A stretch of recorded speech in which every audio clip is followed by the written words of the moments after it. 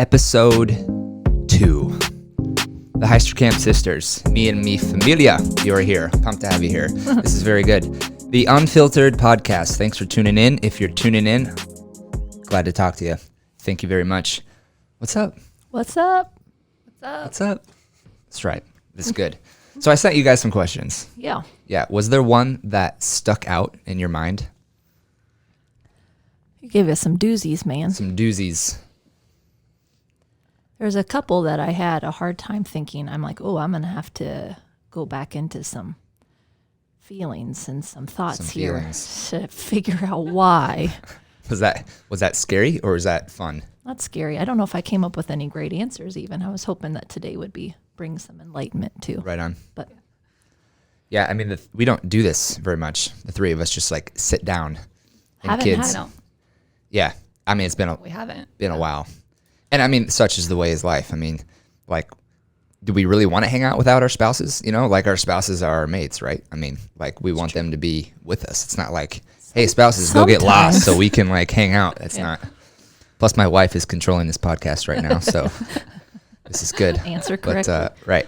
And kids are a big thing. Mm-hmm. Like you can't just like abandon kids for a whole weekend to go connect with your siblings. I mean, you could. I'm sure people do, but let's do it. Are we down? Did we see? I got a couple places in mind. Ooh, let's do it. I'm down. That'd be for fun. sure. Right. So yeah, I mean, what was your feelings wise? Was that good? Was that bad? I mean, I think my favorite question you asked had to do probably about the kids because that's easiest to talk about. Is kids. For me. Yeah. I mean, it's everyday life. So it's, What is it like to have the young kids? yeah, what is it like to have, for me, the 2 kids under 4 and under? Yeah. Yeah. Because Brady's 4. Brady's 4. Kyla just turned 2. Turned 2. Yeah. You bet. 2 kids under 4. Chaos.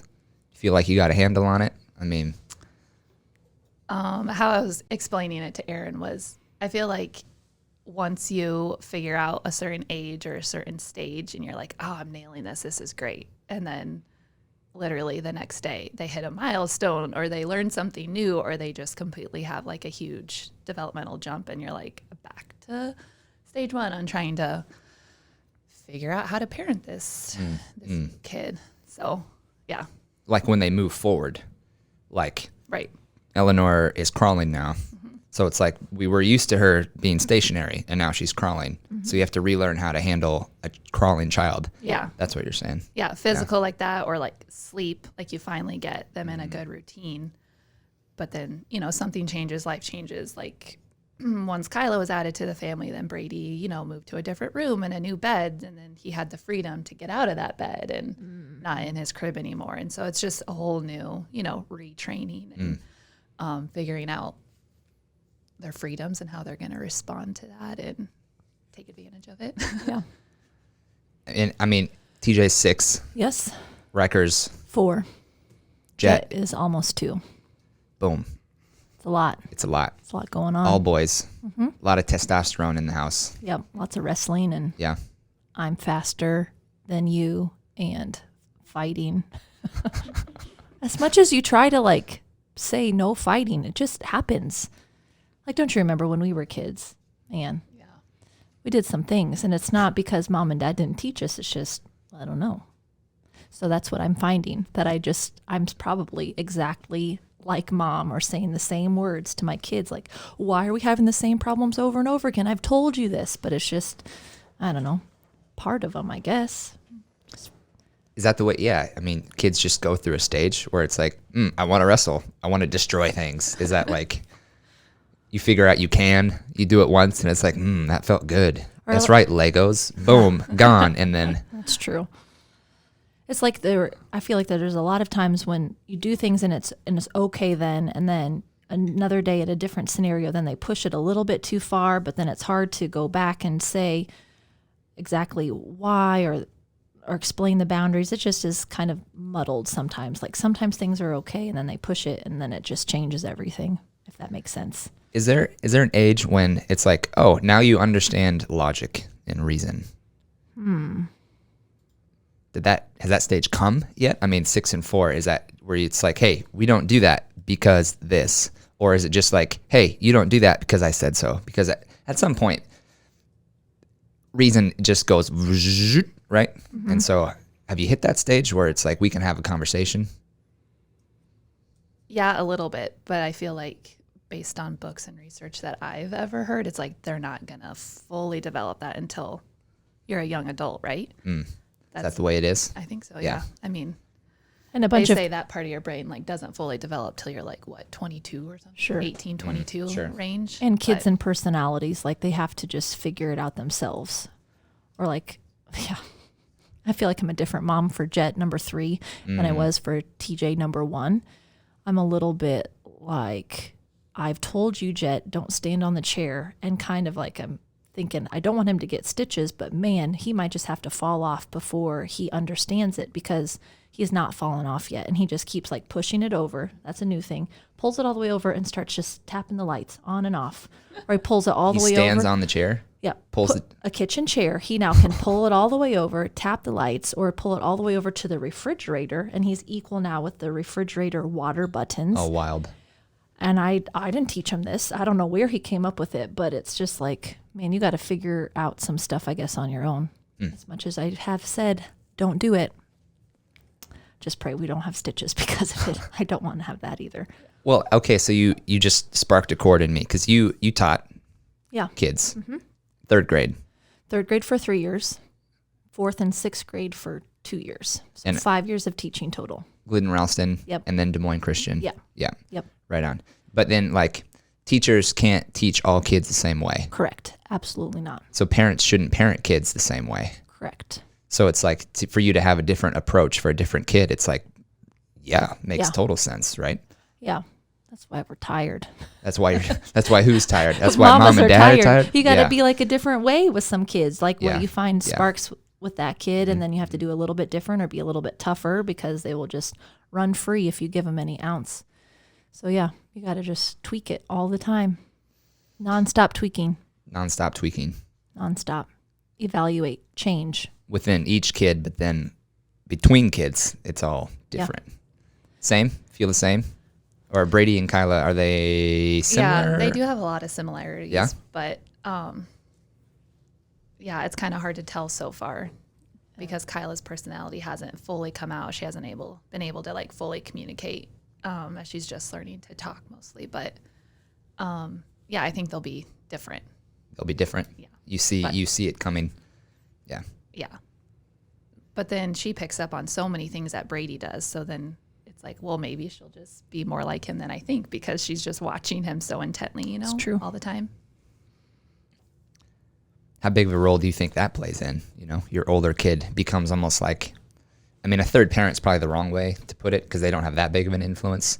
But it's you've heard the phrase like, show me your 5 closest friends and I'll show you who you are. Or it's like, I'll show you your future, I think is the actual quote, right? I've not heard of that You've one. not heard of that one? No. That was a big one in chiropractic school because we were all like trying to be improving upon ourselves, Yeah. right? So it's our high moral standards. So we would try to hang out with just people who were like-minded, going through the same things as us. So the quote was, yes, show me your 5 closest friends and I'll show you your future because they're going to rub off on you, dictate your decisions and how your mind works, which will influence where you are in the future, right? I mean, your oldest kid is doing that for your youngest kids. Yeah. Wild. Which is almost like it's more responsibility being the oldest kid. Hey. Hey. Oh. I didn't feel that. You didn't feel that? Nope. How big of an influence do you think you had on her and on me? I have no idea. I actually have a hard time remembering some stuff. Same. Big things stand out. Or if we started talking, I could probably get something sparked in my memory of like, oh yeah, we did that. But What's one thing you remember? I'm oh curious. man, good or bad. Either. I remember you falling down the basement stairs when they weren't finished. Yeah. So it's still like all wood and you scraped your stomach real bad. I don't know if we were home alone or if it was just, Was I chasing you or what? I have no, see, I don't remember any of that. I just remember you fell. Yeah. I remember that one. I've talked to you, Philip, about how we've teased you a lot and it bothered me later on as an adult of what we did. I remember. You got some good kicks, didn't you? Oh man, you were a good kicker. I was a good kicker. No, she Ooh. kicked all the time. Oh man. I just remember like kicking you off the couch or something. Like you try to sit there too close to me and be like, move. Yeah. I remember you in college. I think I was in, maybe you were in college. I was in high school. I don't know. I was Or old. you were out of college and I was in college. And you sent me an apology. Dude, I was like rocked hard on one. I don't even know why. See, I can't remember. Like what it was that sparked that. I have no idea, but I was probably near tears and I just felt terrible. And I texted Philip an apology like, I shouldn't have done that. Or was there a specific thing that I said? What did I apologize for? My memory is just you felt like you had been hard on the teasing Yeah. and just picking on me. And Yeah. then maybe it's like we didn't have a whole lot of intentional time.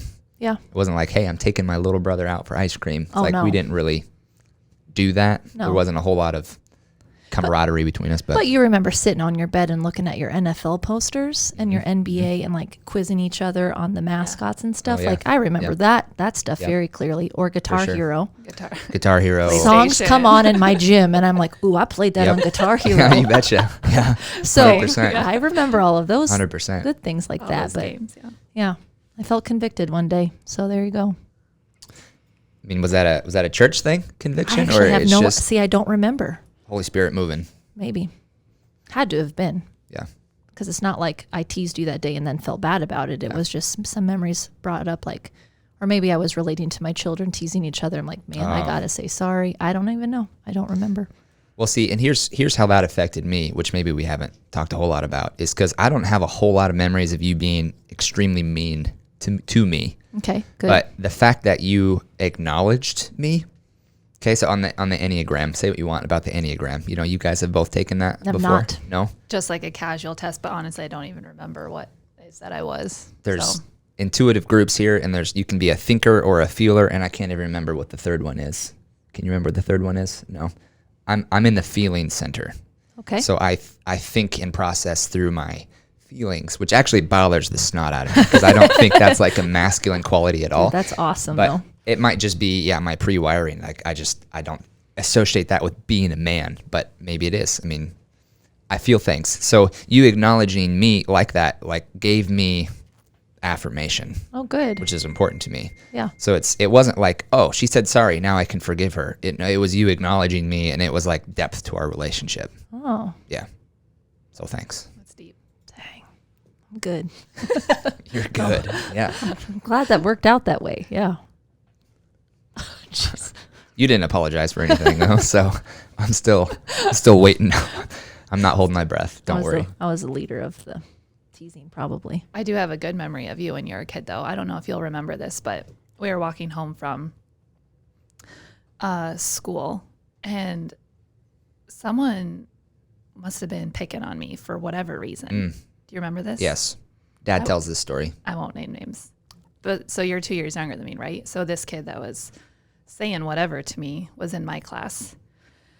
And you stood up to him somehow. I don't know what you said, but you must have been like, "Hey, Yeah. knock it off. Stop picking on her. Or stop. Just leave her alone." And I don't know how Dad would have found out about that. You or I must have told him, but yeah, kind of shows just the person you are. Even if I was mean to you or picked on you a lot back Well, in the golly. day, like you still Right. stood up for me in that moment, or Yeah. still played brave. I have never brave heard brother. this story. I might have even pushed somebody. I might have pushed somebody. Like someone was, Yeah, I don't know, just getting I want too to know close. names.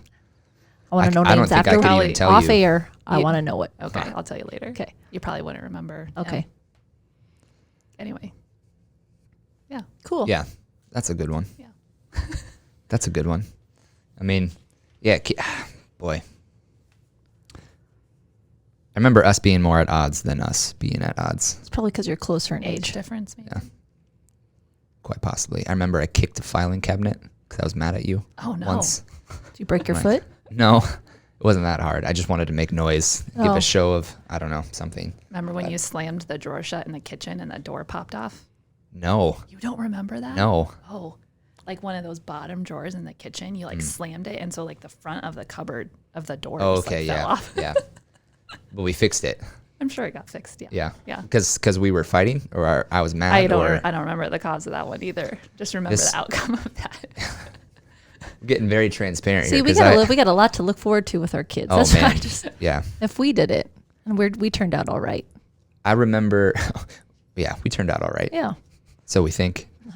I remember you wouldn't let me out of my room, Oh my gosh. and I did not like that. And parents weren't home at this time, and I Gosh. kicked through the bottom door. Oh. I mean, it was just, it wasn't like a solid wood door. Yeah. It was one of those laminate hollow doors, and I like kicked it, and it broke. Oh. Yeah. Did you crawl out the hole? No, so this shows the fear of, not the fear of God. I don't know what the right word of mom and dad. We knew if we crossed the line, discipline was coming. Like there was discipline. Let it be known there was discipline in our home because I was scared. I no. broke something like significant. Like I broke this door and I stopped. And I think you recognize this because you opened the door and then dad came home like 2 minutes later. And I'm pretty sure I like bawled my eyes out and told him, hey, I broke this door. Like, Felt please really don't. bad about Yep. it. Yeah. Yep. Wow. I don't remember that one. Sorry. Either. That was probably the most significant one. I was mad. Man. Sorry. Hey, I'm going to need you to write that out and then send it in And a letter. I'll get that to you. Right.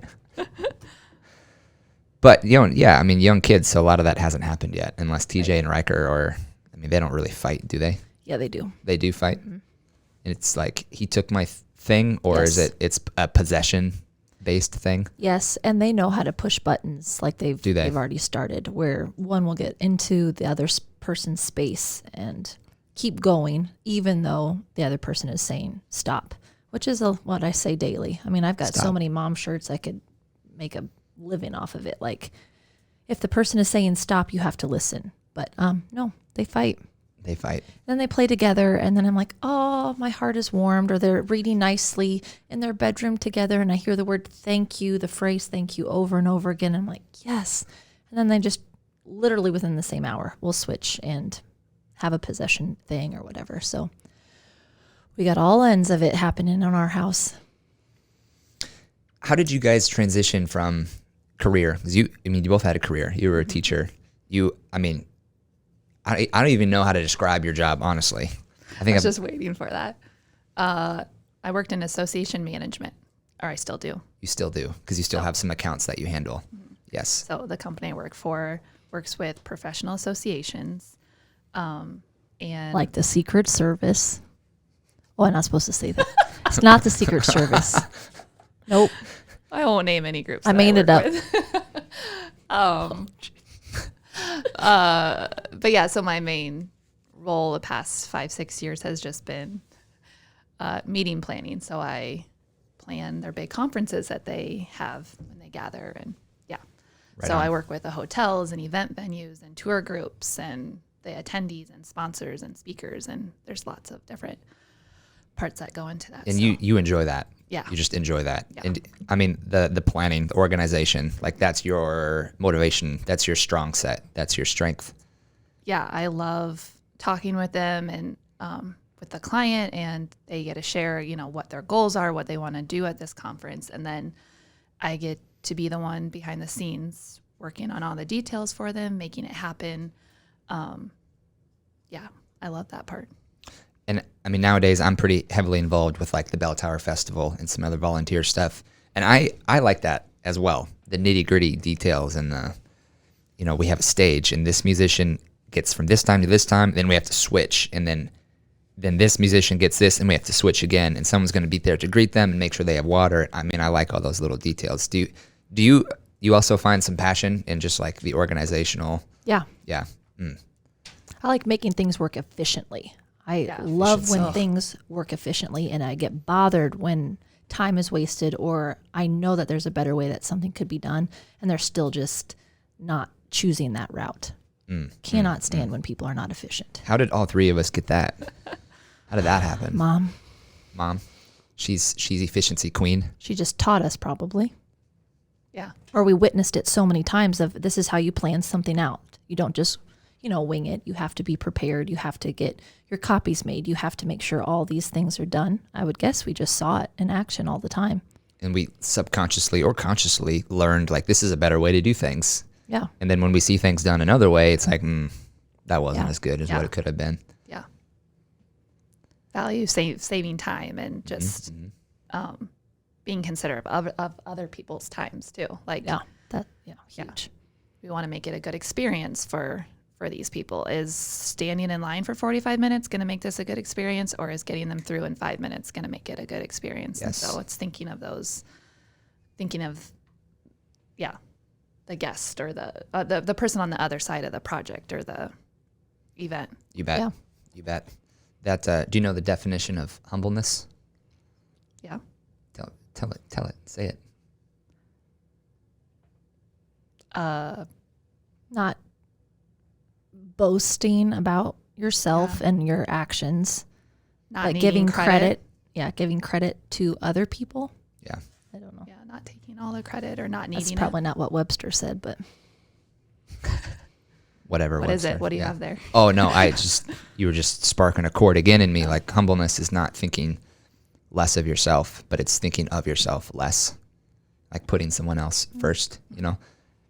I imagine, I feel like that was another chord mom and dad put in us, you know, was they weren't going to let us be selfish. They weren't going to let us just like be a snotty-nosed kid. Like, I have a memory with that actually. Yeah. I think it was tied to Christmas. It's very fuzzy, but I must have been pretty selfish or thinking all about the presents or whatever we wanted. And I remember Dad driving me out to the trailer park, and it was just me and him, and he kind of showed me what some other living situations are like that I maybe wouldn't have seen as a kid at that. And I still remember that of, ooh, maybe I have a lot of things I should be thankful for rather than complaining or talking about all the things that I would want. But here's some people who probably don't have the luxury of picking out all the things that they want or making a Christmas list. Still remember that. how old were you? Not a clue. 10? Oh, I would have said 8. 8? But I really don't remember. So you were old enough to understand some reasoning, some logic I was there. old enough that too. Dad probably realized that this lesson would not go wasted. Like Sure. I was old enough to understand. Wow. And he was right. Because here I am, 34 years old, and I remember. And I've brought up something similar to my kids when, Christmas and birthdays were just then, and had a lot of stuff of I want this and I want that, and put it on your Christmas list phrase. And I remember saying a few Right on. times, like, there are people who do not have money to buy these things, so we need to be thankful for what we have. Gratitude, teaching Yep. it, thankfulness. Yeah. That was one of my questions, was one thing our parents did for us that we see the value in now that maybe we didn't see earlier. Mm-hmm. Was there anything else that you thought of? I mean, that's an excellent example. I had right another there. one, actually. Yeah. Go for it.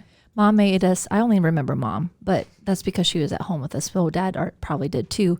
We had to write down memory verses in a notebook with like the little tabs with Oh, yeah. categories. Yes. So like we had to get it like healing. We had to write down memory verses that would apply to that topic, and so on.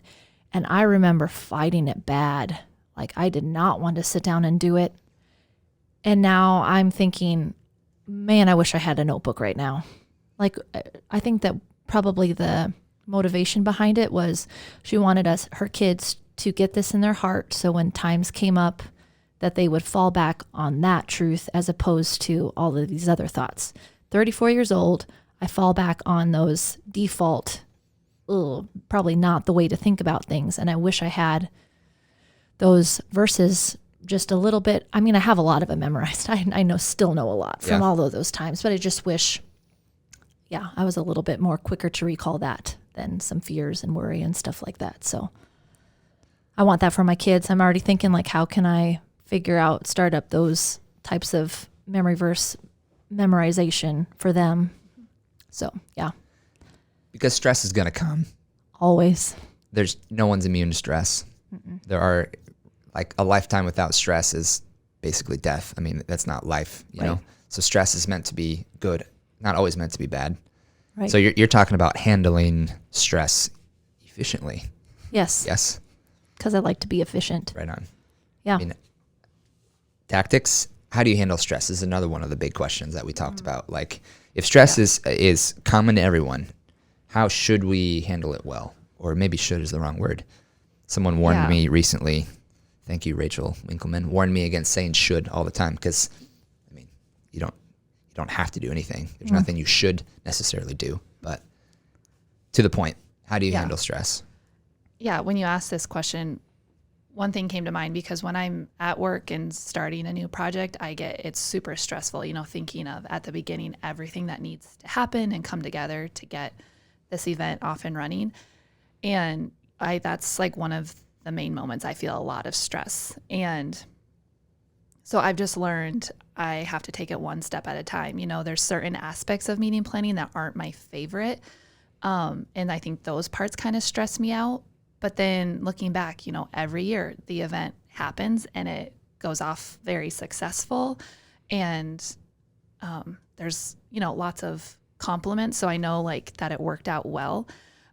So looking back, like to handle that stress is like, I just take one step at a time. I make my to-do list and say I'm kind of avoiding a meeting or a phone call that needs to happen. It's like, I take the first step and just reach out and say, hey, when can we schedule this phone call? I just get it on the calendar. And then, leading up to it, it's like, I might feel a little stressed leading up to it, but then it comes, I have my notes and it happens, and then that part's over and the stress is like lifted. So it's just at work, I just take one step at a time. I check things off the list. And then I also use my resources of my committee members or my other staff members, my coworkers. And I really rely on them to ask questions or raise discussion of different perspectives that I wouldn't think of, to make sure like I'm not missing anything. And so that also helps relieve stress, is to know like other people are involved.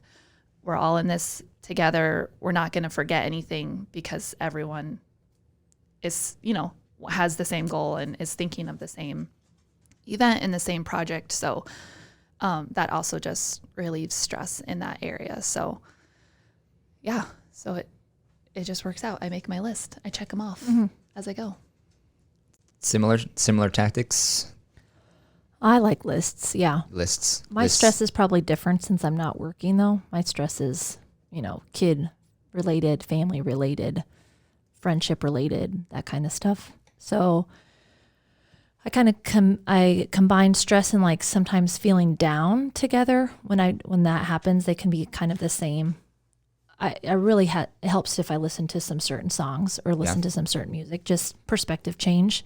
And somebody once told, or I read once, like if you start feeling down or sorry about whatever your situation is, just do something nice for somebody else. And that I remember, and I like giving gifts or doing something. So I find I do that a lot. If I start feeling down, I realize, okay, time to just get it off of me. Just take my mind off of it. Go buy something. It could be for my kids. It could be a coffee for a neighbor.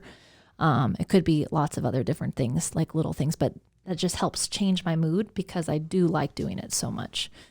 I also wrote down something else.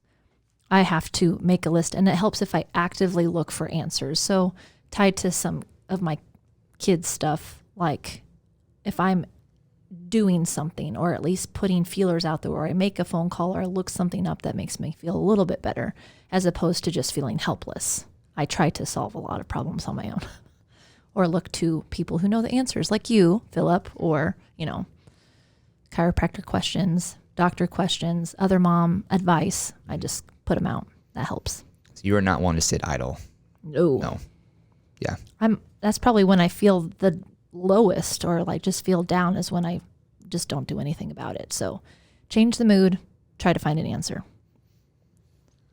Yeah, I would say if I'm stressed out, I could feel down too, but I think my first response is I get a little short or I get a little sassy. Oh yeah. With Blake or the kids, Mm-hmm. So then the stress is relieved or handled by actually talking about it. So not just burying it for a few days and letting the sassiness like keep going and going, but it's like once I voice like what's stressing me out to Blake or maybe even the kids, it's like automatically relieved, I feel like, because it either is something that doesn't need to be stressed about and it sounds kind of silly once you say it out loud, or we come up with a solution, or it's just not as big a deal once you voice it, so. The theme I'm hearing from both of you is like neither of you sit and dwell on it at all. Like you got to move through it Like you're not idle and you talk about it, you look for answers, that sort of thing. Not all like, the time, but yeah. Okay. Yeah. I understand. That's the goal. That's the goal in a perfect world is, right, you handle it well. Because like stress is going to happen, but it's all about how you react to it, right? And so it's about now, I mean, sometimes it feels good to stew in it or to like chew somebody out a little bit, right? But it's, I mean, is that just, not that I'm sitting here chewing people out all the time, but I'm sure like anger is a big issue, like depression is a big issue, anxiety is a big issue. And it's, does that happen, do you think, when you just sit in it? Like if you didn't find an answer, your mood would deteriorate. Yes. True. Yeah. Yeah. Yes. Versus if you didn't talk it out, like is the snippiness just going to go away? Like probably not, right? Probably not. Until you just forget about it or enough time passes, but it's, Yeah. you're not actually moving through anything, right? Correct. And then when you bury things over and over again, eventually it comes out again and it makes things exponentially worse, right? Yeah. Yes. Yeah. So this is a little bit beyond ourselves, okay? And no one has to take this as truth. We're here on Unfiltered to try to bring wisdom and advice. But if you were going to give someone advice, the cure for anxiety and depression, the amount of times that I see people who come in on like medication to help handle that is like significant. But like, I don't know if anyone would disagree with my statement saying that long-term medicine use is usually not healthy, right? So it's better to be off those types of things long-term. Short-term, it can be the greatest thing. I'm not going to deny that at all, right? But as far as health and building health, like what's the antidote to anxiety? Is it one of these things you've already listed, or talking about everyone, anyone?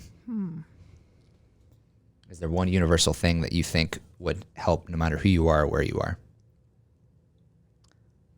I've got an anxious kid, so that's what we have a lot to do with TJ. I mean, even somebody high up has said he's got some anxiety. And anybody who knows him well would probably agree. But like some brain chemical anxiety, not just like, oh, I feel nervous about. No, it's something, it's like it is beyond what a mom can do. Right on. Need a break? Yep.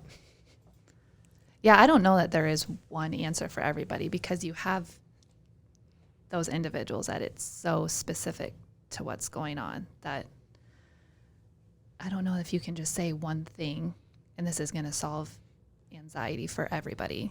Right. Yeah, definitely not. Yeah. I'm not looking for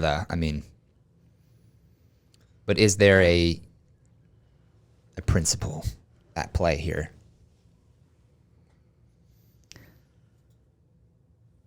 I don't know. It's hard. I don't feel super like qualified to even like discuss this just because I haven't faced major anxiety and depression that I know some people do face on a daily basis.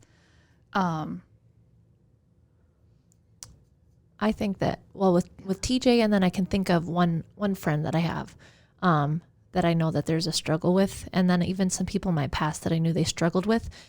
I think that everybody feels better, or I feel better when I pass on the truth, like to TJ, God is your helper. That's what I say. Yeah. Boom. Yeah. Right on. Yeah.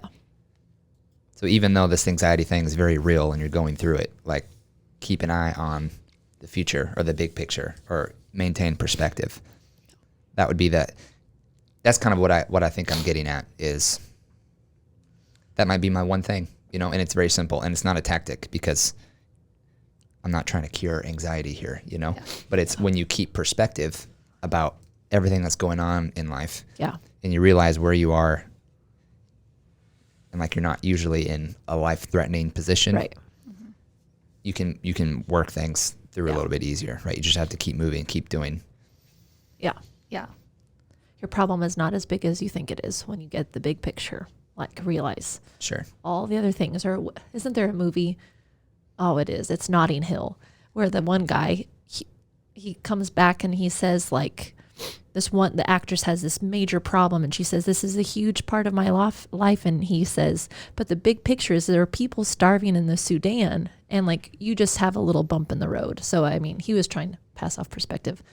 There I go. Yeah. Trying to think of a movie to help soften the mood. Yeah, we're definitely going to get that. Absolutely. The Count of Monte Cristo. Yeah. Is that one of your favorites as well? That is one of mine. I like it a lot. I haven't seen it in a very long time Same. though. We should remedy that. Yeah.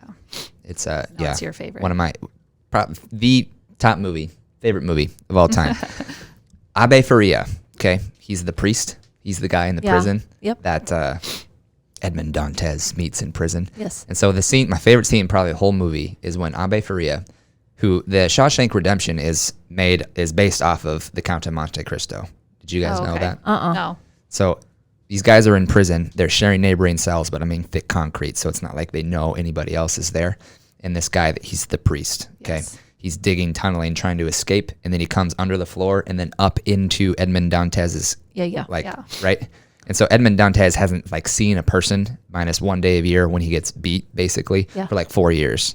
So he's seen someone tunnel through the floor and his head just Yes. comes up through the floor and turns around, right? Yeah.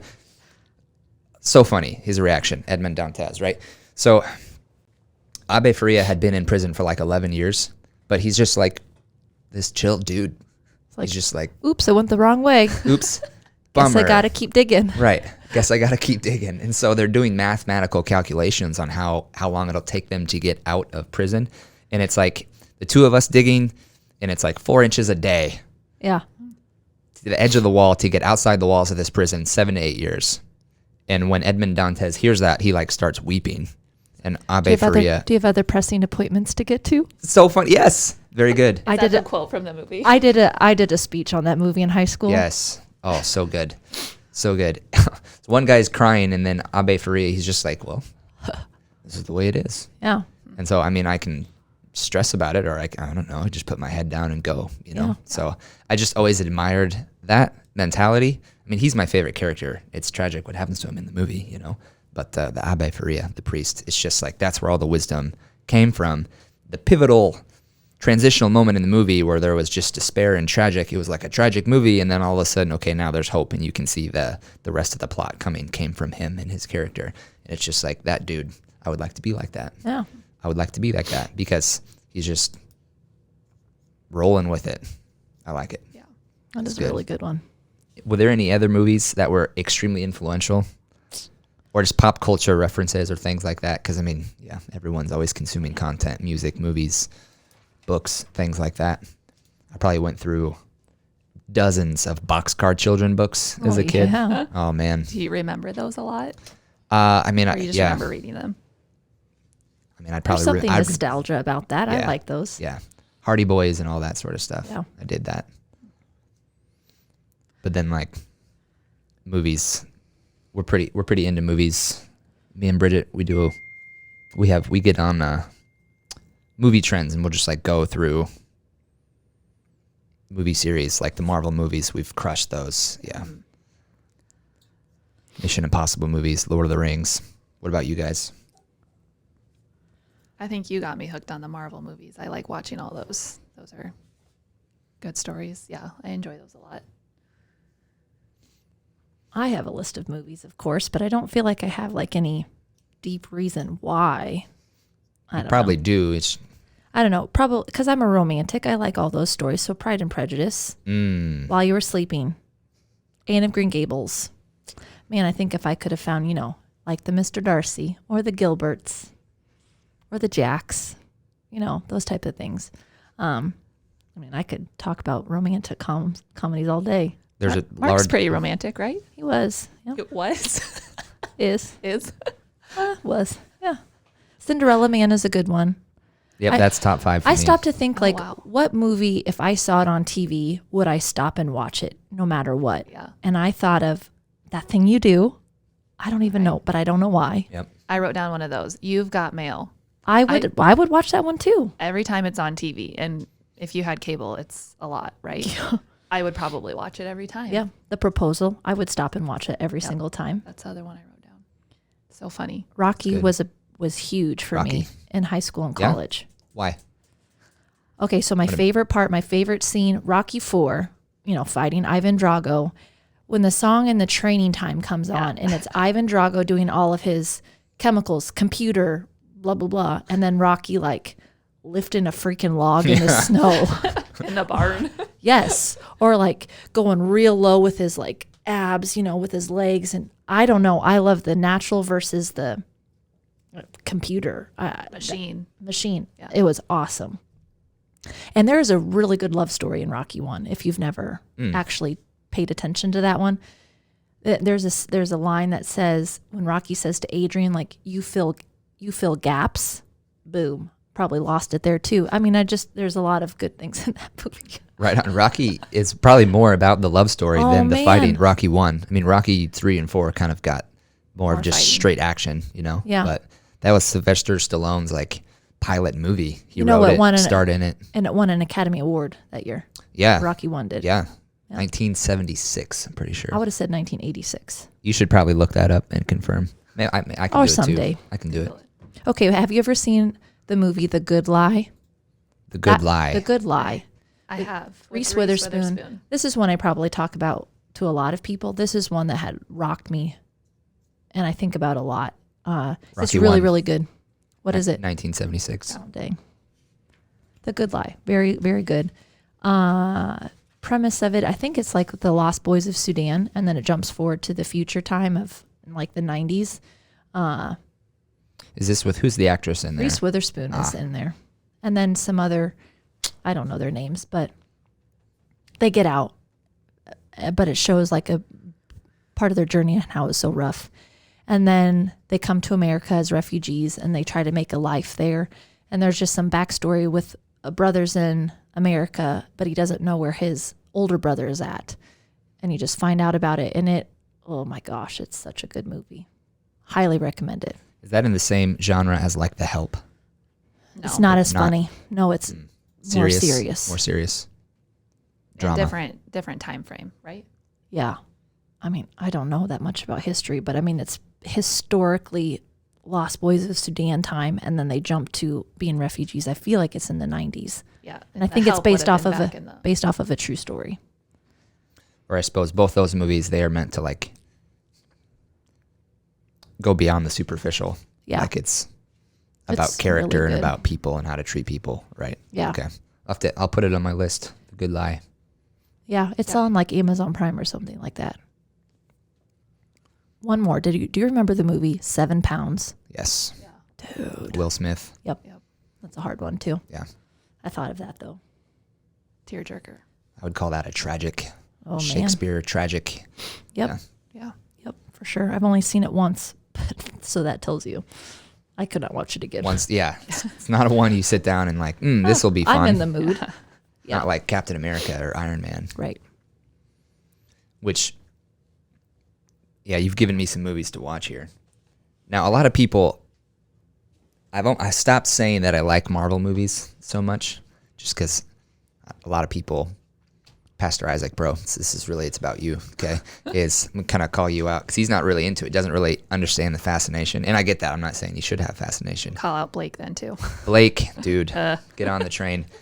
It's the reason I like it is because like Captain America, he was a regular dude doing regular things, and then he gets this ability, and all of a sudden he's a man thrust into situations that normal people do not go through on a regular basis.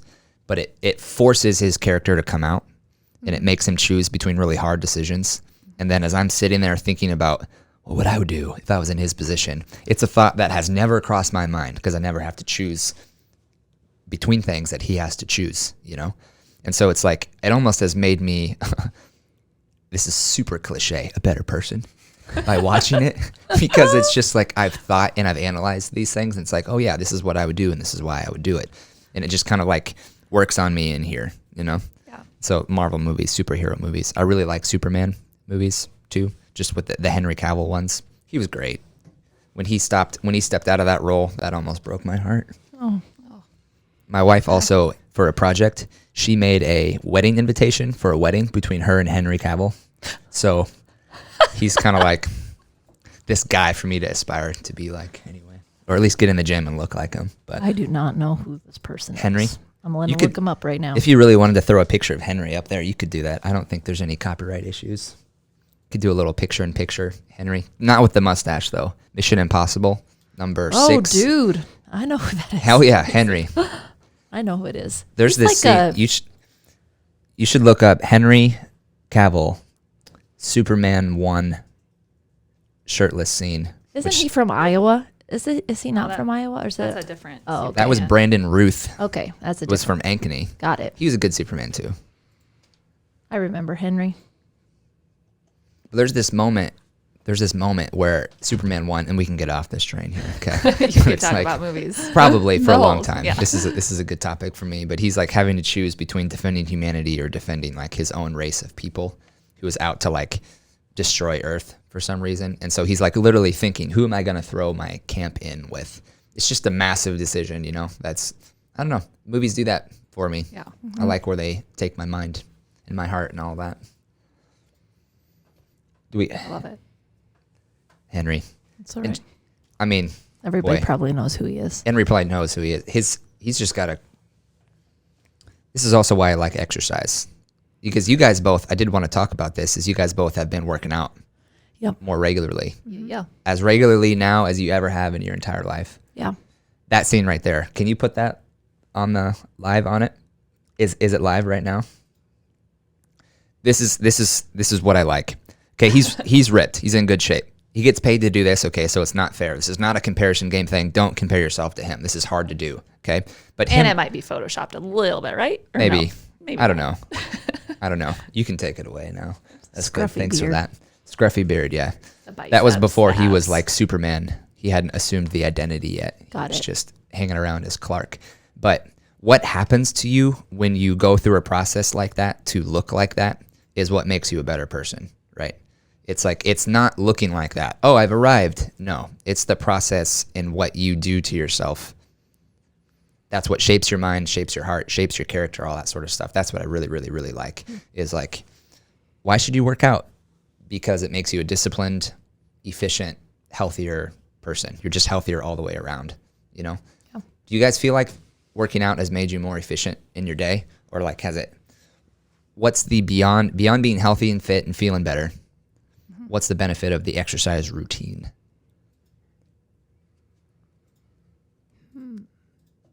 Yeah, it's been a huge discipline for me too. I remember I started out fall of 2019 and wanted to start more regularly working out, get in better shape, build muscle.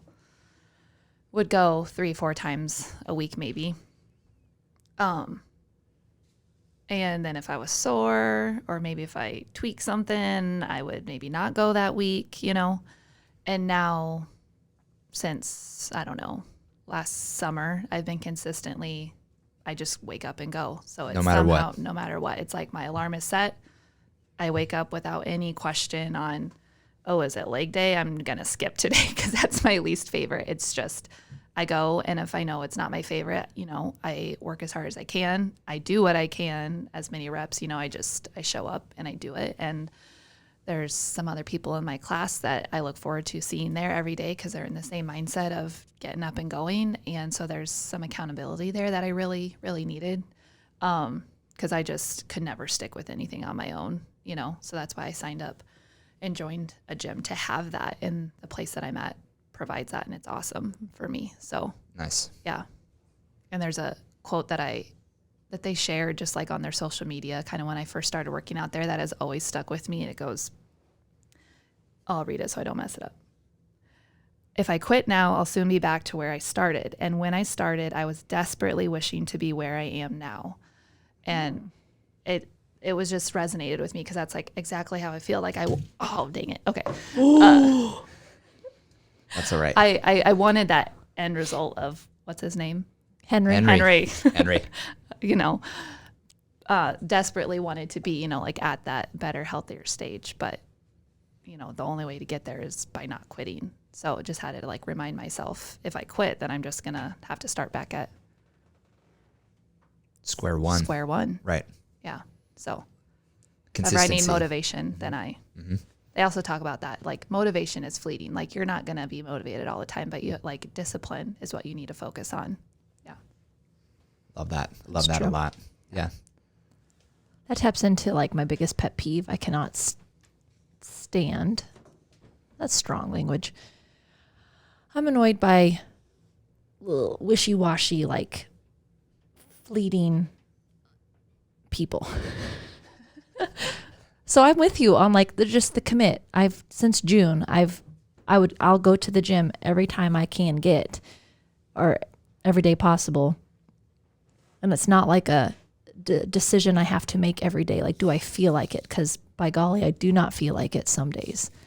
But the group workout, that's been a big change because I've tried to do stuff on my own and I backed out of it a lot after some time when it was hard or like got hurt or tired, whatever. Doing it on your own. Doing it on my own. I would try to do a lot of like beach body stuff just in the basement. And I wouldn't get up at 5:30 a.m. to do that in my basement, but I will get up at 5:30 a.m. to make it to the gym when I'm seeing people. Yeah.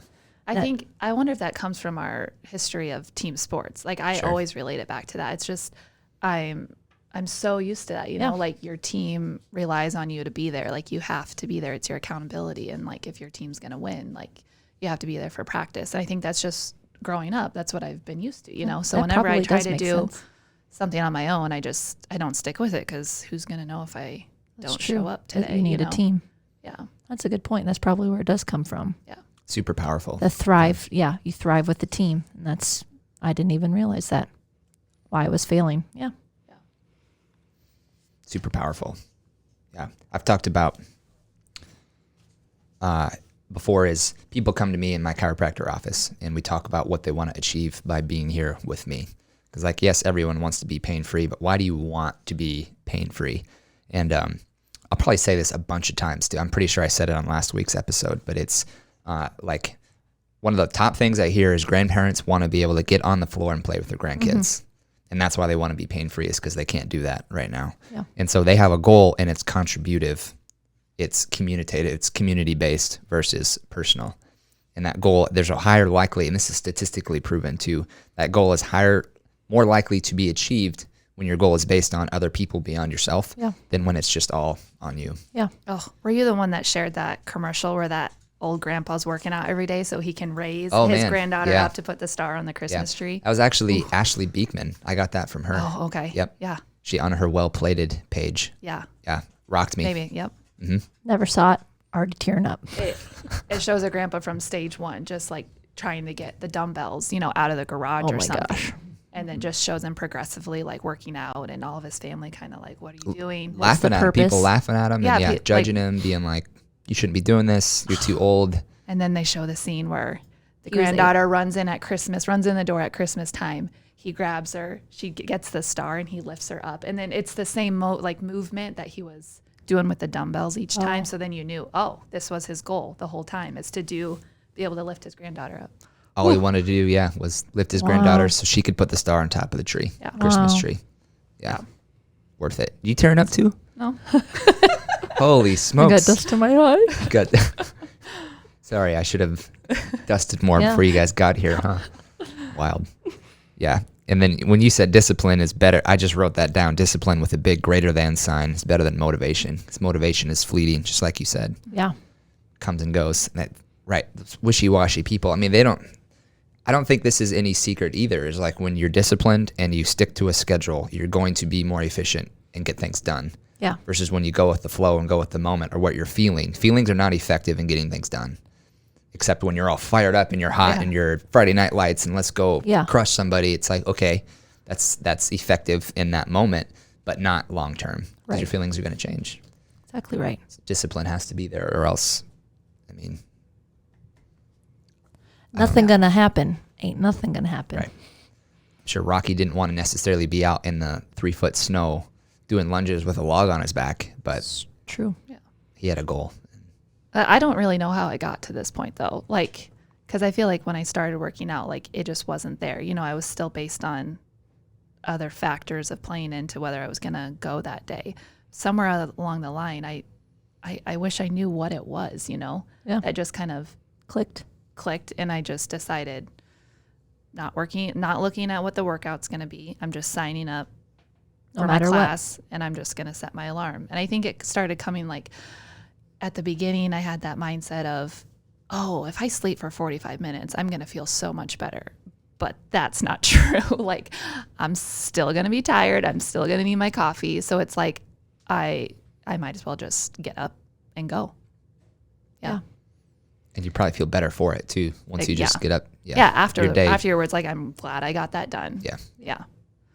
I'm starting to wake up before my alarm goes off. Oh, amazing. Or on There the you go. weekend, There you know. I still wake up at the same time. Yeah. That's a beautiful place to be when you're just in your DNA at that point. Yeah. Yeah. Yeah. I encourage everyone to be like that, just I to feel like develop that habit. Yeah. We've talked about how we never thought we would be morning people, though, right? Because you used to work out at night, too. Yeah. When I was on my own, I would always do it after the boys went to bed, which is insane. Yeah, that is. Because it's after the Ugh. long day, you just want to sit. I haven't worked out at 4. I went to a 4:00 class once and I thought I was going to throw up. I'm like, I cannot work out at this time of day. It just doesn't work. I mean, I could go on a walk. I would go on a walk all the time or go on a little run. But it's different when you're doing cardio day. Cardio day at 4 p.m. was not my friend.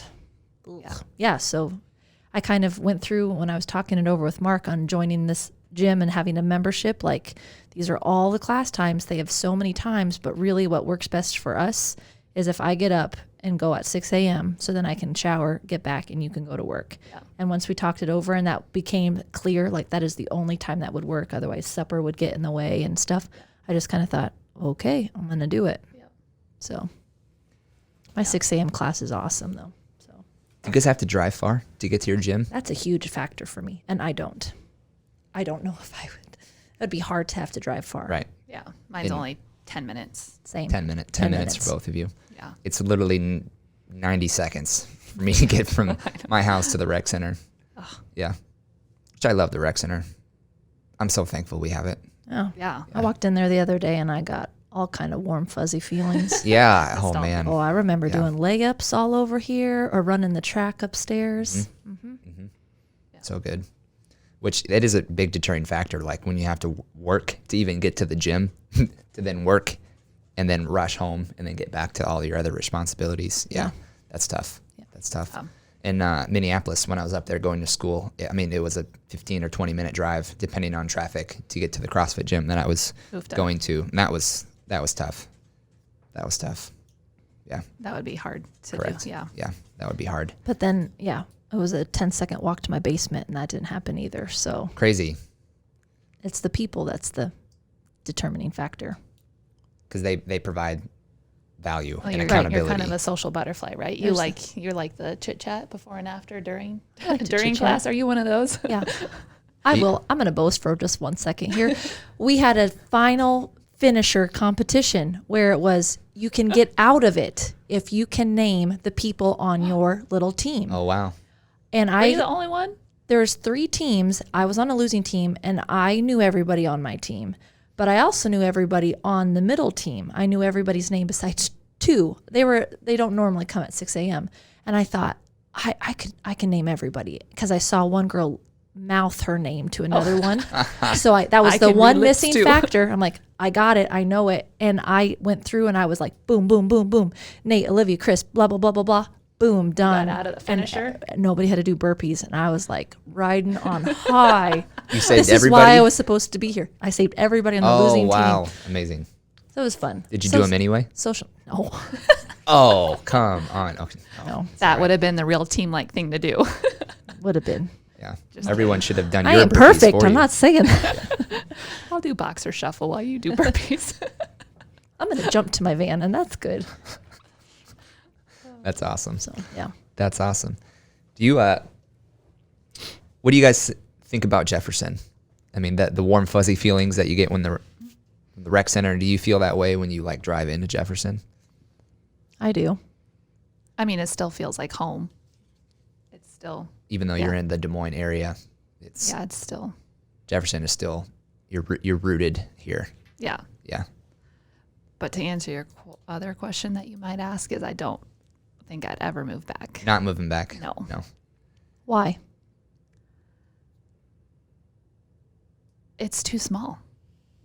Too small for me. Compared know. to Ankeny, Des Moines area. because there's options there. Yeah. Options for entertainment, options for shopping. Our church is there. Our friends. There's shopping here. We've got a great downtown. Okay, that's one thing you do have now that I don't really remember ever having Same. when we were kids. I think it's a cute square. I Yeah, like that. Oh, it's yeah. definitely. Probably think about Runaway Bride too much and all the people walking around or Gilmore Girls. And then I think, oh, it's a cute little square. I want to go get coffee We've and got a donut. Yeah. we've got that. That taps We've got into that. my There's a lot of sensitive side. people that have worked really hard to make that square Yeah. that way. So Yeah. to hear you guys say that, looks real good. is huge. Yeah. Yeah. No, I think it looks really good, and they've definitely kept up with trends and culture. You know, being able to offer the coffee shop or the cute little retail shops and stuff. I just feel like there's been a boom of, you know, small businesses that offer that type of stuff. So it's awesome that they're able to have that. Yeah. Or even with the new school and the new training center stuff. That's awesome that they can have that here. New training center, new school, great rec center, Yeah. great downtown coffee shop, Casino. casino. I mean, hey, there's some stuff to do. I mean, Yeah. the downtown, good restaurants, but compared to options in Ankeny, I mean, Yeah. Or Urbandale or Urbandale. Waukee.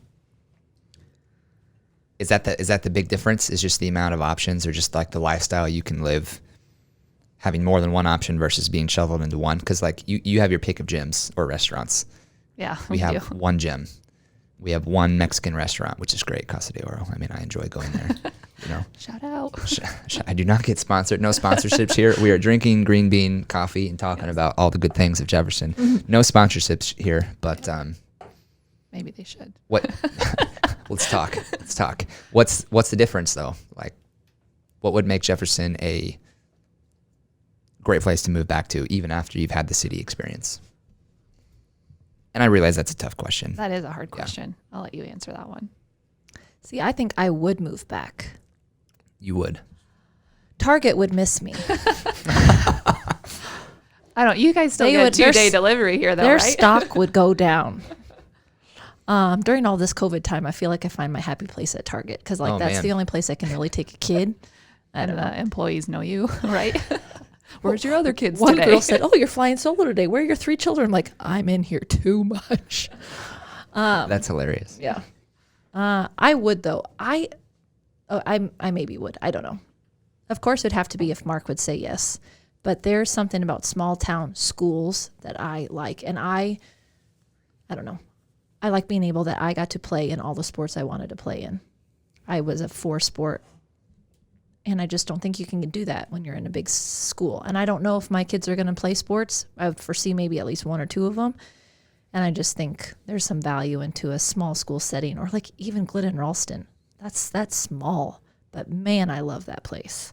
And I think, I don't know if I had the right mindset and just a change of I'm going because of this, and I'll figure out my options later, or do still a weekly trip to Target, you know, that lasts 3 hours, or whatever. Build a trampoline park in my backyard so I can still have that fun Sky Zone experience. Yeah, I don't know. I maybe would, because I like the small school. For sure. Right on.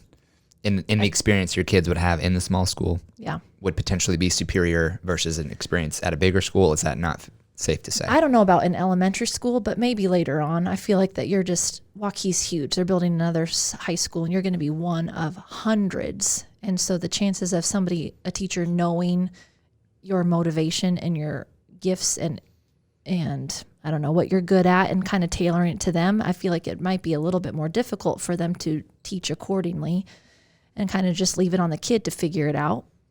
But in small schools, maybe you'd have a better chance of the relationship, and it'd go out of their way. Sure. But that's not necessarily true either. Yeah, I'm kind of the opposite view. Like, I think that there's going to be a lot of value if we go to Ankeny Public Schools, just because they have such high rating. There's going to be a program for whatever interest that you're in. That is very true. Where small schools maybe aren't going to be able to offer that, but Right. you're going to get introduction to college courses earlier, or whatever That's niche true. or subject that you want. You're going to be able to do it, which I think could be really valuable to help you start figuring that out at high school. And do you want to go to college, or what kind of training do you want to do after high school? Yeah. Where when I graduated high school, I had literally no idea. Like, I just don't really feel like I was prepped. I kind of like had a general idea of what I liked. I remember taking all those business classes that I could in high school because I kind of was drawn to that. But Yeah, Dad loved you more for that, I think.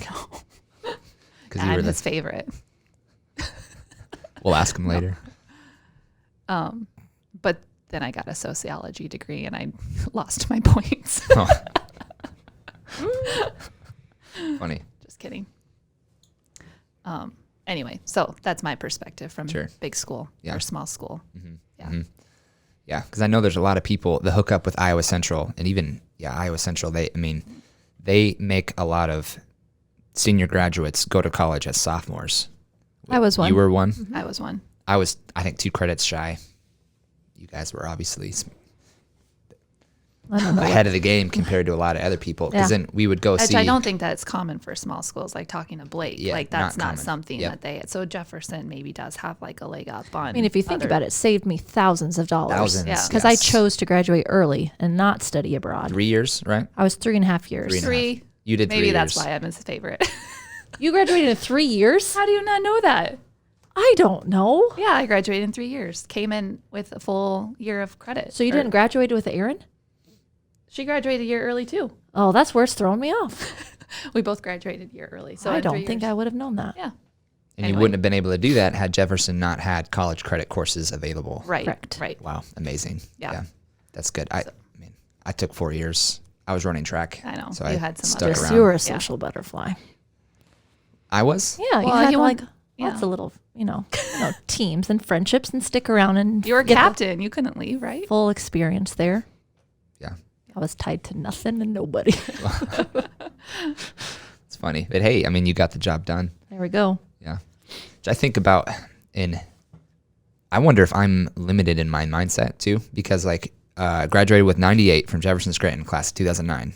Woo woo. I think it was 375 Central College class of 2013. Like that's all I've ever, but I had classmates who it's like, yeah, this is smaller than my high school was. And that just blows my mind Yeah. because, never spent any time. I kind of regret not spending a little time at like Iowa, ISU, UNI. So I was between Central and UNI. And at one point I was like, I'm going to UNI. Yeah. And I followed you all to Central College. So thanks for that. But I have no idea what that would be like, or if was there more opportunity being at a big university, or was the intimate experience good, or is it just all relative per person? Was it an intimate experience for you at Central? Was it? Did you have good relationships with your professors and stuff? That like, isn't that the big difference? Like, if you're in a class of one of however many hundreds, like, yeah, I don't know. Is it that different or that's a good question. Because I mean, there were some big lecture halls at Central? at Central. Yeah, I Yeah. can't remember the classroom name, but I spent a lot of time there in the chemistry and science division, just learning health and exercise science. But Yeah. then once you got into the classes in your major, those felt intimate. But then like the general credits that you had to get, those felt like I'm just a face in a crowd. So, Yeah, which I agree. it's probably more important to get the intimacy when you're in your major. But Yeah. It's true. I don't know. I'm wondering if Jefferson will grow. Back in the day, the like 40, 50, 60 years ago, the population of Greene County was way higher than it is now. Really? And then at one point, I can't remember what happened. There was probably something significant with the times, or it might have even been the war era. Pre-war population was way above 10,000. And then I can't think of where we're at now, but For So- all of Greene County. yeah. And now we have this COVID situation where, I mean, a lot of people are working from home. And so a big talk is, well, you can have a high quality life with, quiet but intimate. There's a lot of ways to describe it, but a high quality life living in Jefferson, and then either commuting or working from home, but having your job be in the city. And so it's with COVID and not people not working in an office with other people anymore. It's like, will people move more outward to the suburbs and out of the cities? Will you see a migration like that? That's kind of the big question. I don't know. Probably. Cost Yeah. of living is less here. That's a big kicker, know? And if your job has proven to be able to be done at home, I could see people probably changing their mind on what do you value actually. Save a little money. Right. Wild. But you're still like, you're happy. You enjoy the city experience. Mostly, yeah. Right on? Yeah. I do too. Can't stand rush hour. Yeah. Bad part of me comes out. Yeah. I avoid things. Yeah, during there you rush go. hour. I know. Yeah, I've said I like, plan that's why around I it. don't drive at 5. Yeah. Yeah, I hate it when it takes me 2.5 minutes to get to the wreck instead Man. of 90 seconds. That's the commute. worst. Yeah, can't stand it. You know what's the worst? Never mind, I can't do the voice anymore. Are you quoting Tim Hawkins? Yes, there? I Yes. Oh, how did you know this? Which one was she going to say? Oh, I wish I could. That's You know funny. what the worst Tim is when Hawkins. you get dropped off at the mall like 5 minutes earlier before your friends and you have to stand there and wait. And then he comes back and he says, but is that what the Himalay, the miners who were stuck underground, is that what they were saying? Oh, when yes. they were stuck underground Yes. for however many days. This is bad. We can't breathe. We don't have food. But you know what the worst is when you get stuck and dropped off at the mall and you're stuck alone. He does it. Look it up. That's one of his funniest That's segments one of the I have ever funniest. heard. Yeah. Yep. Oh man, clean comedy. Love Tim Hawkins. So good. So good. Man. Well, tell me, guys. I mean, was there anything else that stuck out from the questions that you guys both came prepared? I'm very impressed. We need to talk about what it's notebooks. like. Did I say my bop it? Did I say that yet? No. Oh, we kind of started off talking about what it's like to have kids.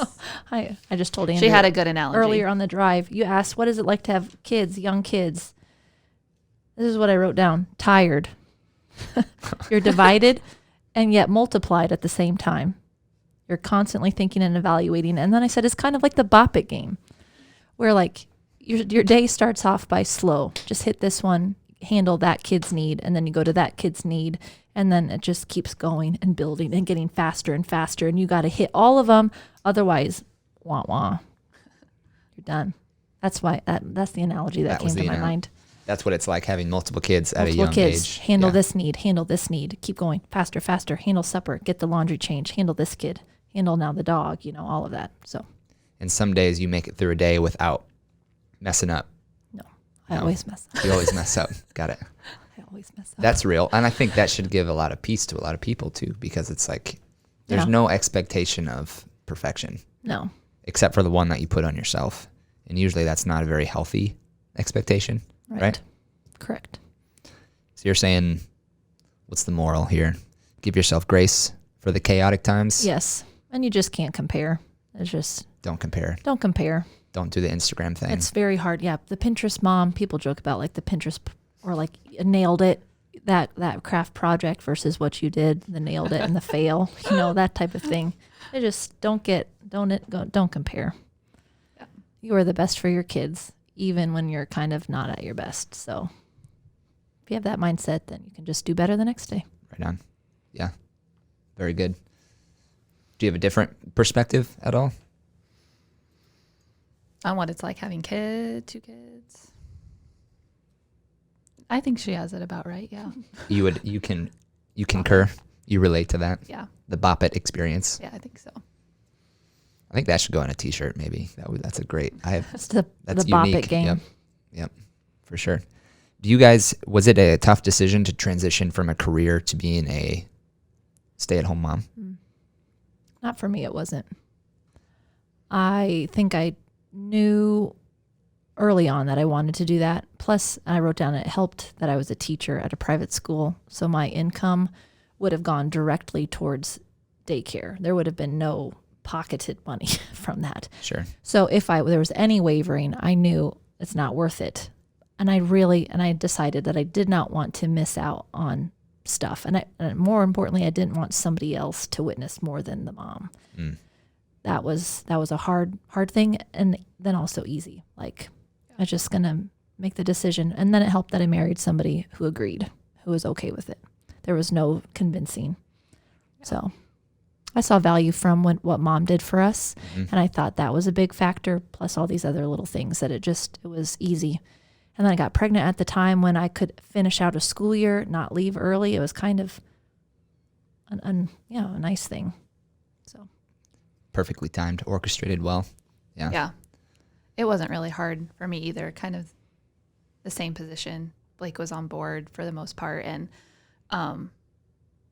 when I initially told my boss, I'm going to quit and I'm not going to come back after Brady was born. And then she, offered, say, well, can we keep you on part-time? And she was willing to work with me. And it's kind of just, the time that we're in that that I was able to do my job from home. It just worked out. So dropped my hours to part-time, was able to do everything from home, and stay on. And so that's just worked out great. Cause once the kids are older, I would like to go back to working more full-time or more hours, and so staying plugged in is really key, just because things change in the office on the weekly, on the monthly, like every year, so if I were to have left and then try to get back in the workforce, it would have been a lot harder. But being able to stay plugged in, keep up with all of the changes, that's been really key and good, to stay plugged in that way. But yeah, kind of the same thing. I didn't want to miss the little years. And everyone that I've ever talked to says, oh, you're not going to regret it. Like, I've never heard the other way. Like, I mean, some people are like, oh, don't you miss the daily interaction with adults? I don't know.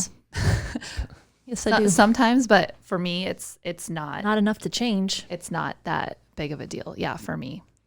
So that's there. I don't want to miss the little years. I want to be able to set, the foundation for them before they do go off to school. Like, I want to be the biggest influence for them. Like, I don't want to have to deal with daycare and all the other kids that are there that are influencing them. Like, I hope to have the biggest influence, before they go into school. And same thing financially.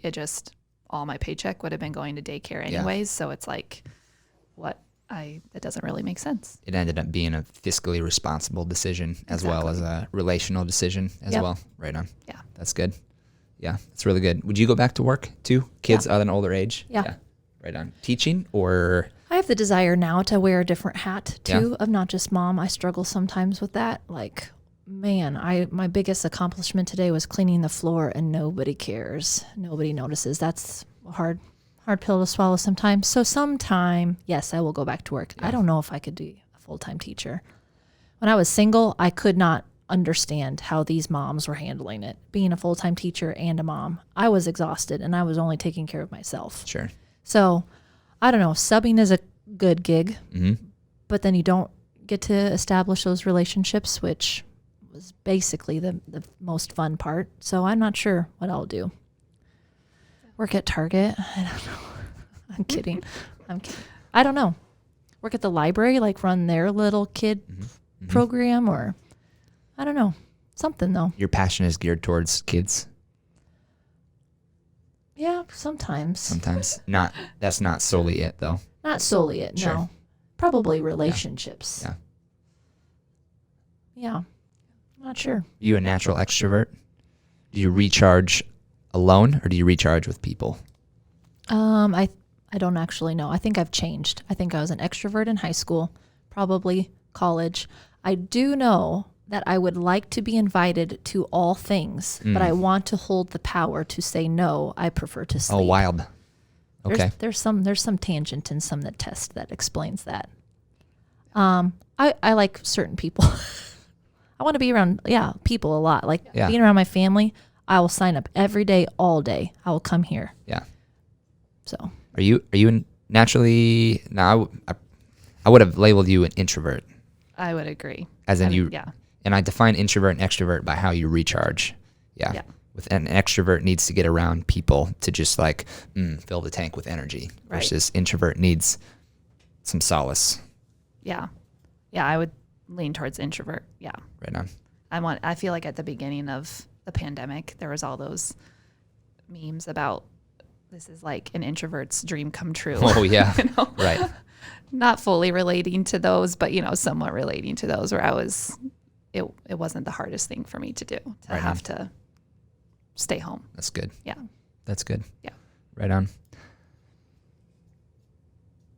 I had another question for you guys and I didn't write it down and now it's gone. So, oh no. That was good. Yeah. Let it come to you maybe? No. Maybe it was on the relationship in the parenting home front, but that's okay. You guys bring a lot of value to the table here. I mean, I'm learning as we continue to talk about this, so this is good because me being with my wife and we're a nearly 10-month-old kid. I mean, we're navigating what you guys have been through, so you guys are kind of like pointing a flashlight on the way for us, and just I really appreciate that from you guys, that you guys have kind of been there, done that, and you have thoughts and opinions and valuable. I mean, you go deep. You're able to sit here and go deep with me. I appreciate that, you know? So that's good. Yeah. We like talking about it. Right on. It's good. Yeah. It's good. It's true. Maybe my last question is if there's any, like, one moment that really, really, really sticks out to you in high school or in college that helped reveal who you are, your identity. Because there were a couple of moments key in me where it's like all of a sudden I learned what I was really good at and what my motivations were for doing things, good and bad. And I just kind of figured out like who I was, sort of a thing. Yeah. And it gave me a clear path on what I should do with my life. Was there any moment like that sticks out? I struggle with this question, but I was telling Aaron, not like true identity, but maybe like a characteristic about myself. Yeah. There was a moment in high school where I was debating something with a friend, and she called me out and said, "You always have to be right." And it was the first time that anyone had ever said something like that to me before, and it was the first time that I actually like considered how other people, I think, perceive me. And so that was, and I'll never forget that. And so sometimes if I am debating or having a conversation, I maybe like back down way far to make sure people don't think that about me. So I don't know. It's had a weird impact on like in certain conversations or how I deal with people in debates or discussing something. It's like, I think I really know the answer to this, but I don't want to come off too strong and like be like weird about it. So then I just kind of like overcorrect and back down. I don't know. That's like one thing I kind of just have always remembered and has stuck with me. And then another example is out of college, but within the first couple of months at my job that I currently have, I was supposed to attend a board meeting on a weekend on a Saturday. This was in the first couple of months I worked there. And a coworker was the executive director, so she was in charge of the meeting, but I was just supposed to be there as support just to kind of get a feel for the meeting and the client. And my alarm didn't go off that morning. She had texted and called, and I woke up like when the meeting was supposed to start. Oh and my gosh. I panicked, got ready as quick as I can, showed up late. She covered for me. I mean, these people didn't know who I was or that I was even supposed to be there. And so then like afterwards, I'm like, I'm so sorry. I totally understand if you have to tell our boss like that this happened. Like, I just feel awful, sick to my stomach. And her response was, like, I don't really feel like it's my place to tell her, but if you feel like you want to, then like you can. And so of course I like had to tell her. That was a no brainer for me. And so I went to her, the next Monday and told her, I said, look, this is what happened and I feel really bad about it, but I just thought that you should know. And like, it'll never, ever happen again, So ever since then, like triple alarms, and 2 different devices as alarms. No, but, and her response, and then also like the CEO of the company, they both were just almost shocked that I shared that information with them. I don't know if it was just because I was a new employee or what, but, they really respected that I came clean. And so I feel like that has just stuck with me this whole time. They know that they can trust me. I'm like loyal, super loyal to them. And that has just kind of built my character, and knowing like to do the right thing was the best in that scenario. And it built a relationship, and it wasn't beneficial to try and hide it by any means. So those are just, always remember that, their reaction to me just telling the truth. Yeah. Like a character development moment right there. Yeah.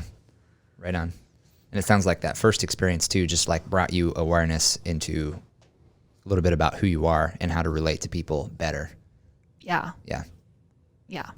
And I like hearing feedback like that, I want to be able to grow or change or fix areas that maybe are not attractive to having friendships and stuff. So looking back on it, I'm glad that she told me that in the moment, and it didn't hurt our friendship at all. So nice. Yeah. Very good. Yeah. Yeah. Defining moment. I don't know if I have a defining moment. I'm here thinking like, and some things are popping into my head. So now I'm thinking that maybe I should share those.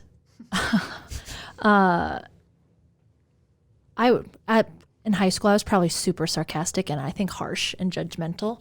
And then I had an experience in college when I was extremely judgmental towards a friend, and that friendship was ruined. So biggest regret. But then I've remember some other things where, like, there's one time I went out for pizza with this one guy, and I saw a family from Jefferson, and I knew some of their backstory of what they were going through in that moment. And I think nobody else in this restaurant knows anything about them, but I knew that it was a super hard moment. And so I think that I like all the quotes or whatever when, like, just be kind and be gracious, because you just don't know what's going on with a lot of people. And so I feel like I've switched from high school and probably college of being so harsh and judgmental on some people, plus being a mom. I remember, like, joking, like, if I heard a baby crying in the store, like, oh, get your kid under control. But now it's like, I've had kids screaming in the store, and if somebody would just, like, offer a smile or, like, it's okay, that goes way further. So I think I've switched now to just try to be as gracious and kind as, as I can, because you just, one, don't know you don't know the whole story, and just, who are you to judge? You're not. Mm-hmm. So Mm-hmm. show love. Yeah. Good. Boom. I would drop this mic, but it's expensive. And attached to the table. And attached, yeah. And it can't actually drop. Can't drop it. No, that was a proud statement. Right on. Well, I appreciate that. Yeah, I've had moments kind of similar to both of yours, actually. Yeah. In where, I made someone cry. Yeah. Yeah, because they said no matter what I chose, this or that, it wasn't going to be good enough for you, just because of a hypercritical nature. And I was pretty floored. I didn't believe that to be part of me at all. And so to be exposed like that, or to be just, like, called out on something, that was very influential. Yeah, that was very influential. I mean, and then another one was just digging into my own personality and identity. Like, to me, a lot of things are very black and white. Like, right and wrong is very black and white. Yep. And so it's like, I share a lot of themes that you guys are saying about people who know the right thing and don't do the right thing, or for whatever reason. It's just that's very frustrating to me. So it's like, me as a doctor, it's like, everyone knows you're supposed to work out and exercise and eat well, sort of a thing. But then, and when you don't, and you let it stack up and pain happens, and then you come to me and you ask me to help, it's like, well, I can, but are you willing to make the change? And then they say yes, and then months later, and then we're right back in the same boat. I'm just like, what do you want from me? So but I can't. There's, the better thing to do is to extend some grace and listen to the person. And you even posted something. It's like, here's someone's story, Yes. and what you know about it is this much. Yep. So don't think that you can make judgments and create criticism. Yeah, I love that one. Yeah. That was very influential to me, because I think I was exposed to that in undergrad, in college, and then in chiropractic school. It's just like, I was captain of the track team. And then you go to a chiropractic college and everyone was captain of something. It's like, you're no longer really special anymore. And then you find out there's a lot of people who are smarter and better than you at a lot of things. And you just get a little bit more humble, right? And so having to go to a place like that by yourself, new state, new school, and then you start learning the backstories of people as you create a whole new friend group. Now we have this, I have this core group of friends from chiropractic school that we're still pretty close, and I know them well. But at one point, I didn't know any of them and their backstory. And it just took a lot of effort to, like, dive into that person and learn who they were. Yeah. And everyone has a story. Everyone has had successes and failures. Everyone has things to share. And when you see that in somebody versus attaching an attribute or a race or some other defining thing to them, and then you see that person and this thing, instead of just seeing them as a person with a story who deserves your love and respect. Yeah. Now when I think about things through that filter, it's like, okay, that makes me a better person. Yeah. So I'm not treating them based on some stereotype that I define them with unjustly. Yeah. Yeah. Chiropractic school really did that for me. Man, that was a deep way to try to wrap this up. Cool. Closing thoughts, either of you? I appreciate you coming here. Yeah. This was fun. I I love talking about Henry and Rocky and stress and character. We never really even touched on the base that how much like you've impacted our whole family though too. Oh man. Like any life-changing moments, I feel like that would be you even deciding to go to chiropractic school and just the knowledge that you've brought back and changes that you've helped motivate in our family to just be healthier and be more conscious. Just I could probably list so many things that I just probably wouldn't even have been thinking about, as far as food, medicine, health, stress, how it all works together. So Yeah. so thanks to you for Well, hey, amen. For sure. learning all that. That's probably my number one mission in life is just to, provide value, which is what this was about providing value. And now we get to do this together. So Yeah. So cool. thanks. Kind words. You should throw down that outro music. Oh yeah. Listen to the beat. I like it. This is a good way to segue out. Nice. That was long. I thought we talked for an hour. That was an hour and 31 minutes. Oh, so boy. kudos. It was fun. Kudos. Yes. Very Thanks fun. for having us on. It was Yeah. fun. Absolutely. Unfiltered episode 2 in the books. We're going to put out content every week, once a week. That's the goal. The Heisterkamp sisters, you're no longer Heisterkamps, but that's just a little nickname. The H clan, I don't know. We'll think of a nickname for the three of us, but appreciate it having you here. Yeah. I almost guarantee we'll do this again on a future episode. Yeah. So see where we're at in life then. Okay? Love it. Sounds good. All right. Thank you. Peace out. Peace out. Till next time. Bye. Bye.